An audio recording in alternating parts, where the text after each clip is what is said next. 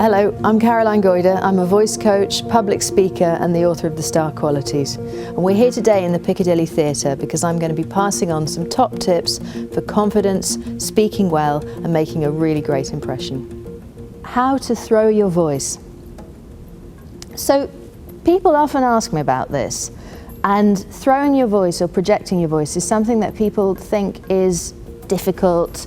Maybe it's something that only actors can do, or it's something you have to have lots of specialist training for. And that's not really true. If you know how to use the right muscles, actually anybody can throw their voice. The main problem with throwing people's voices, and the reason that people find it hard to do, is because most of us think that our voice is in our throat. And if you try and throw your voice from your throat, you can hear that it starts to sound thin, it starts to feel kind of sore in my throat, and I start to sound quite stressed. And of course, if you sound stressed and you're pushing your voice, that's not great for an audience. So the main rule of throwing your voice or projecting your voice is that you have to use your whole body. And in that, it's really quite like throwing a ball. If you watch a great cricketer throw a ball, they don't throw it like me. They throw it with their whole body, from their feet to their head. The whole system's involved.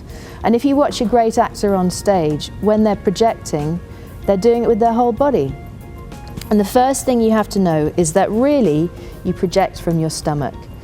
The voice is an instrument a bit like a guitar, and if you think about it, your larynx is the string, your larynx is here, and your power, the finger on the string, is your air coming out of your lungs and hitting the larynx. So this larynx here is just a channel. There's really not a lot you can do to create volume there. The volume comes from really sending the breath with power out of your lungs. And where you do that from is your stomach, your ribs, and the muscles around your ribs, and even your back. So first of all, just think about your stomach, and I'm going to get you to do a shh, like you're blowing up a balloon, and you'll feel that your stomach moves back to your spine. Shh, and you can kind of play with that pressure, so you can go shh. Now when you project, basically you're using those muscles, the muscles that you use to blow up a balloon with, and they're the low stomach muscles. And any actor will tell you that on stage you're projecting almost from your feet and from the very base of the torso. Those muscles are the muscles that really give you volume. You can also use your rib cage. If you put your hands on your ribs and breathe in and then go shh, and you feel like you're squeezing the ribs together like a bellows, that's another place that you can get volume from. So I'm going to get you to say the days of the week, and we're going to squeeze them from the tummy and the ribs. So first up, breathe out, then wait for the breath in. Imagine smelling a rose.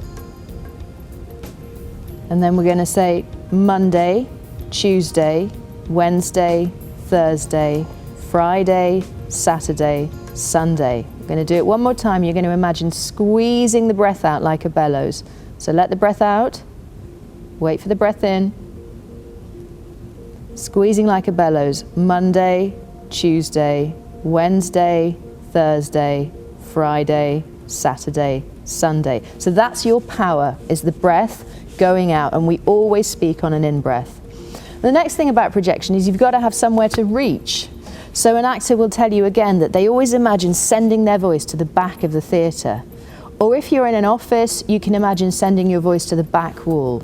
And it's as if you're imagining pulling, this is a funny thing, but you imagine pulling the voice to you from the opposite wall. And you can practice that by putting a thread in your imagination on the wall opposite, and then you pull Monday, Tuesday, Wednesday, Thursday, Friday, Saturday, Sunday. And instantly my voice is traveling across the room.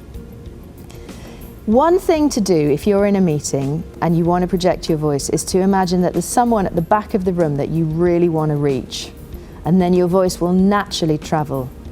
And there's one final little tip, which is that you got to use the diaphragm. And that's a big sheet of muscle that sits just below your lungs in your rib cage.